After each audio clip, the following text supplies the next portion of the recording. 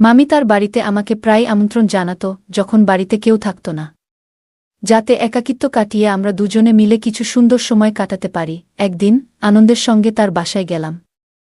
যখন পৌঁছালাম সে তখন স্নান সেরে বাথরুম থেকে বের হচ্ছিল। তাকে দেখে আমি কিছুটা হতবাক হয়ে গেলাম। সে তোয়ালে জড়ানো অবস্থায় ছিল এবং তার শরীর তখনও ভেজা ছিল। মামিকে দেখতে অসম্ভব সুন্দর লাগছিল। আমি হঠাৎ একটু অপ্রস্তুত হয়ে গেলাম, তবে নিজেকে দ্রুত সামলে নিলাম। আমি নিলয়, আমার মামি দেখতে ছিল অসম্ভব সুন্দর। গায়ের রং ছিল ফর্সা, একটু স্বাস্থ্যবান, যা তাকে আরও বেশি সুন্দর করে তুলেছিল। তাকে দেখে মনে হতো না যে তার বয়স ৩০ বছর। আমি তাকে ফিসফিস করে জানালাম যে আমি আমার মামা রোহিত এর বাড়িতে থাকতে এসেছি। গ্রীষ্মের ছুটি চলছিল, আর আমার মা বাবা দুজনেই সরকারি চাকরিতে ছিলেন, তাই তাদের কাজের কারণে প্রায় অন্য শহরে যেতে হতো।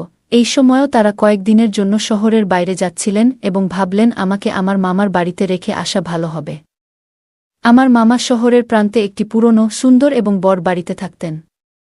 সেই বাড়িতে সময় কাটাতে আমার খুব ভালো লাগত এবং এখানে আসার কথা শুনে আমি খুব খুশি হয়েছিলাম, কারণ মামির সাথেও আমি সময় কাটাতে পারব।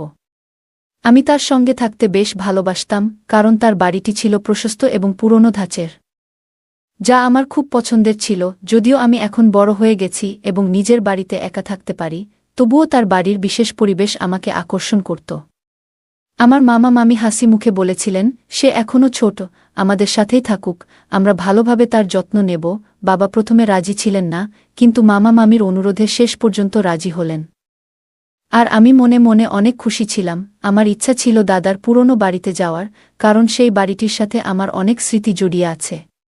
সেই বাড়িতে গেলে পুরনো দিনের কথা মনে পড়ে, যা আমাকে এক ধরনের শান্তি দেয়।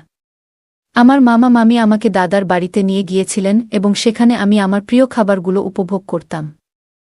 সেই সময়ে আমি অনেক পুরনো স্মৃতি মনে করতাম, আর বাড়িটির নীরবতা আমাকে অন্যরকম স্বস্তি দিত।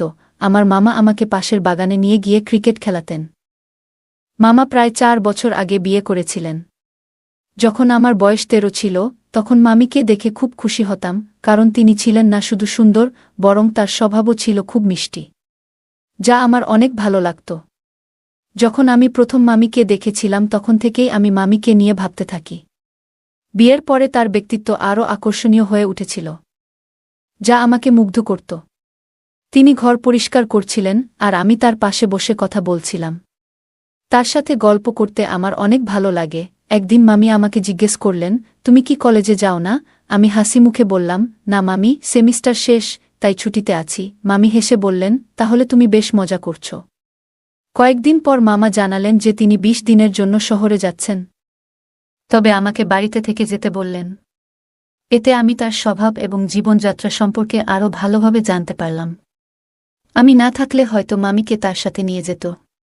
আমি থাকার কারণে মামিকে আমার সাথে রেখে গেল, কারণ তারা এখনও আমাকে ছোট মনে করে। মামি প্রচুর চা পান করতেন এবং সবসময় খোলা দুধ দিয়ে চা বানাতেন, যা আমার কাছেও বেশ ভালো লাগত। একদিন আমি একটি গেম খেলছিলাম এবং খেয়াল করলাম মামি আমার পাশে বসে খেলা দেখছেন। তার উপস্থিতি আমাকে অবাক করল, তবে আমি খেলা চালিয়ে গেলাম। সন্ধ্যায় আমি মামির সঙ্গে কিছুক্ষণ বসে গল্প করলাম এবং এরপর থেকে আমাদের সম্পর্ক আরও গভীর হল। তার সাথে আমি অনেক বকবক করছিলাম। সেদিন আমি মামির রুমের দিকে গেলাম, কোনো বিশেষ উদ্দেশ্য ছিল না।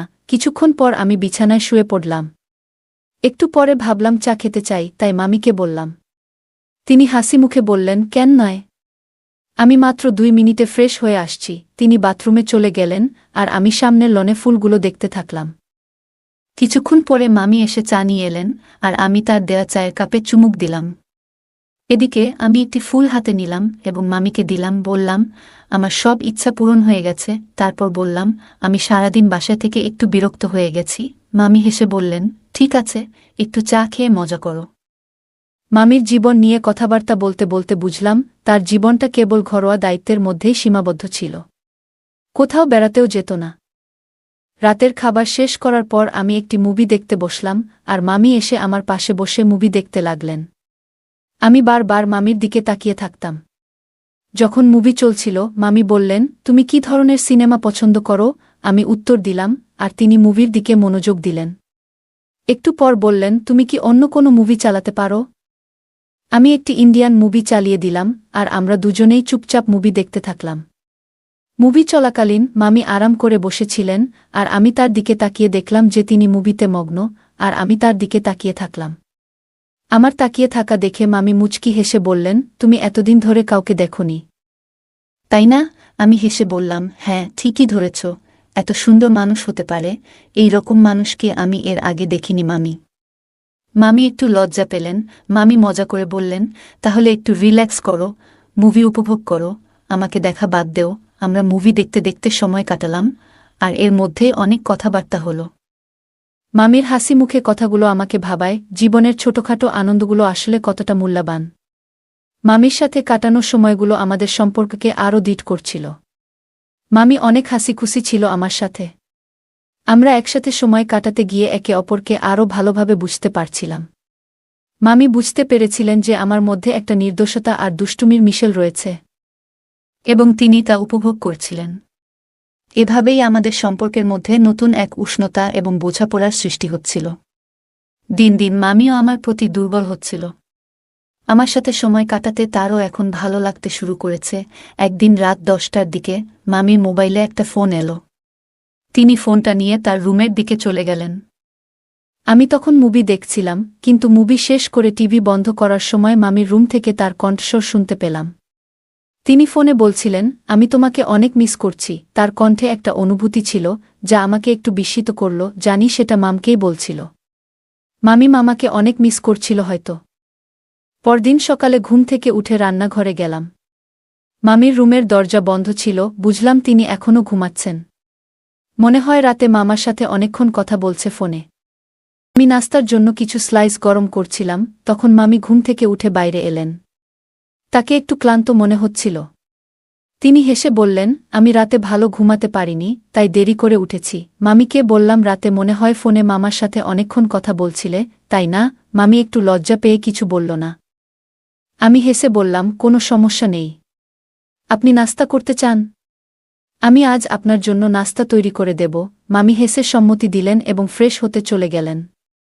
আমি নাস্তা তৈরি করতে লাগলাম আর ভাবছিলাম কিভাবে তার দিনটা একটু বিশেষ করে তোলা যায়। কিছুক্ষণ পরে মামি এসে নাস্তা দেখে মুচকি হাসলেন। মামি বললেন, তুমি যা বানাও সেটা নিশ্চয়ই ভালোই হবে। আমি উত্তর দিলাম, এই নাস্তাটাই আজকের দিনের সবচেয়ে গুরুত্বপূর্ণ অংশ। আমরা দুজনেই একসঙ্গে নাস্তা করলাম এবং মামির মুখের হাসি দেখে আমার মন ভরে গেল। মনে হলো আমাদের সম্পর্কের মধ্যে নতুন একটা অধ্যায় যোগ হল। আর আমি চাচ্ছিলাম মামি আমার মনে কথা বুঝুক। তাকে আমি অসম্ভব ভালোবাসিতে শুরু করেছি। তাই এখন আমি তার সাথে অনেক সময় কাটাই। মামি মুচকি হেসে আমার মাথায় হাত বুলিয়ে বললেন, তুমিও কি এখনকার ছেলেদের মতো একটু বেপরোয়া হয়ে গেছ? তারপর তিনি হালকা করে আমার গালে চাপ দিয়ে বললেন, আরামে বসে নাস্তা করো। মামি আমাকে ধন্যবাদ জানিয়ে বললেন, চলো বন্ধুত্ব করি। আজকের নাস্তাটা বেশ মজার হয়েছে। আমি হেসে বললাম, তাহলে কি আমরা বন্ধুত্ব করলাম? মামির মৃদু হাসি দিয়ে আমার গালে চিমটি কেটে বললেন, তুমি তো আমার বন্ধু। আমি যেন বিশ্বাস করতে পারছিলাম না। আমি হেসে বললাম, বন্ধুত্ব তো হলো, কিন্তু মামি। চিমটি কাটা কিন্তু খুবই বেয়াদবি। মামির হাসি আরও চওড়া হল এবং তিনি মজা করে আমার কানের দিকে হাত বাড়ালেন। আমি আরেকটু দূরে সরে গেলাম আর মামি মজা করতে করতে দৌড়ে পালালেন। আমি তাকে থামাতে চাইলে তিনি একেবারে সামনে এসে চেয়ারে বসে পড়লেন। আমি কাছে গিয়ে বললাম, মামি, হঠাৎ কি হলো? তিনি দাঁড়িয়ে এসে আমার 2 কান স্পর্শ করে আবারও হেসে বললেন, তোমার কাছ থেকে কোনো ভালোবাসা আশা করি না, কিন্তু তুমি বেশ মজার। আমি হেসে বললাম, আচ্ছা, আমি চেঞ্জ করতে যাচ্ছি, হয়তো কেউ আমাকে পছন্দ করবে। মামি হাসতে হাসতে আমার কোমরে হালকা করে চড় দিয়ে বললেন, জীবনে একটু রং থাকা দরকার, বুঝেছ? তার কথার পর আমি একটু লজ্জা পেয়ে ভিতরে চলে গেলাম। মামি বাজারে যাবে আমাকে নিয়ে এত সকালে। তাই কিছুক্ষণ পর আমি রুম থেকে বের হয়ে সোফায় বসে টিভি দেখতে শুরু করলাম। তখন আন্টি রেডি হয়ে বাইরে এলেন। তার উপস্থিতি যেন পুরো ঘরটা আলোকিত করে তুলল। আমি একটু থমকে গিয়ে তাকালাম। তাকে অসম্ভব সুন্দর লাগছিল। আর তিনি আমার দিকেও তাকিয়ে বললেন, কি হলো? তুমি কি কিছু ভাবছ? আমি মৃদু হাসি দিয়ে বললাম, না না, কিছু না। মামি, তুমি কি কারো বিশেষ বন্ধু? তিনি হাসতে হাসতে বললেন, তুমি কি বলছ? কিছু না, আমি তো তোমার মতো মজার একজন বন্ধুর সাথে সময় কাটাতে চাই। তুমি তো অনেক কিছু বলছ। আমি একটু হাসতে হাসতে মামির দিকে তাকিয়ে বললাম, শহরে তো হাজারো মজার জিনিস আছে, কিন্তু মামি এত সকালে বাজারের দোকান খুলবে? তিনি মুচকি হেসে বললেন, তুমি ঠিকই বলছ, বাইরে গেলে লোকে তাকিয়ে থাকবে। আমি একটু লাজুকভাবে মাথা নিচু করে বললাম, আচ্ছা, তুমি কি আমার সাথে মজা করছ? মামি হেসে উত্তর দিলেন, না না, এমন কিছু না। একটু থেমে মামি আমার দিকে তাকিয়ে বললেন, তোমার কি সত্যিই কোনো বিশেষ বন্ধু নেই? আমি একটু ভেবে বললাম, এখনো কাউকে পাইনি, কিন্তু যদি পাই, ওকে আমার জীবনের অংশ বানাবো। মামি হেসে বললেন, তুমি খুব সৎ ছেলে। আমি হেসে বললাম, তাহলে তুমি থামবে না, তাই না? মামি বললেন, দুধ শেষ হয়ে গেছে, বাজার থেকে আনতে হবে। আমি মাথা নেড়ে বললাম, ঠিক আছে, আমি একটু ফ্রেশ হয়ে আসছি। আমাদের সম্পর্কের দিনগুলো যেন নতুন রং পাচ্ছিল, মামির সাথে কাটানোর সময়টা যেন অন্যরকম কিছু হয়ে দাঁড়িয়েছিল। আমাদের মধ্যে একটা সতেজতা এবং ভালো বোঝাপড়া তৈরি হচ্ছিল। কিন্তু একদিন হঠাৎ করে সবকিছু বদলে গেল। যখন আমি রুমে ঢুকলাম, সেখানে যা দেখলাম তা আমাকে হতভম্ব করে দিল। আমার চোখের সামনে যা ঘটছিল তা এতটাই অপ্রত্যাশিত ছিল যে আমি কিছুক্ষণ থমকে দাঁড়িয়ে রইলাম। মামি কিছুটা বিব্রত হয়ে আমার দিকে তাকালেন, আর আমি লজ্জায় মুখ নিচু করে ফেললাম।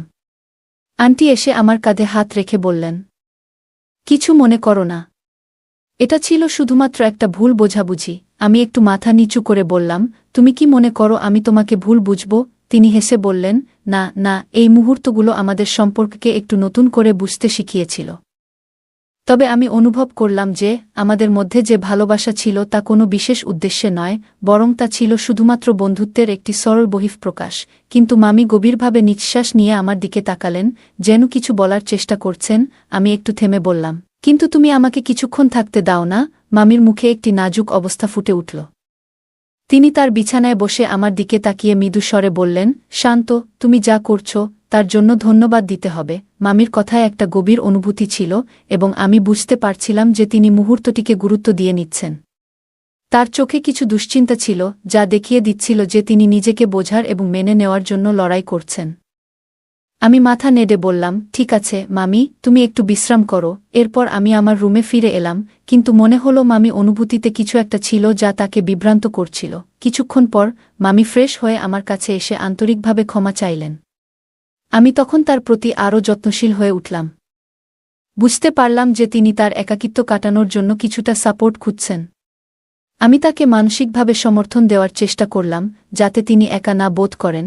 এই সময়গুলো আমাদের সম্পর্ককে আরও দৃঢ় করে তুলল। মামির অবস্থা এবং তার মানসিক সংগ্রাম আমাকে শিখিয়েছিল যে জীবনের প্রতিটি মুহূর্তকে মূল্য দিতে হবে। আমি বুঝতে পারলাম আমাদের প্রিয়জনদের সাথে সময় কাটানো কতটা গুরুত্বপূর্ণ। যখন আমার মা ও বাবা বাড়ি ফিরে এলেন, তখন আমি উপলব্ধি করলাম যে এই অভিজ্ঞতাটি আমার হৃদয়ে চিরকালের জন্য গেঁথে থাকবে। জীবনে সুখী থাকা এবং সম্পর্কের আসল মূল্য হল একে অপরের পাশে থাকা, ভালোমন্দ সময়ে সম্পর্ক বজায় রাখা। গল্পটা কেমন লাগলো জানাতে ভুলবে না। আরও মজার মজার রোমান্টিক গল্প শুনতে চাইলে ভিডিওটি লাইক, শেয়ার এবং চ্যানেলটি সাবস্ক্রাইব করতে এবং বেল আইকনটি ক্লিক করতে ভুলবে না। ধন্যবাদ।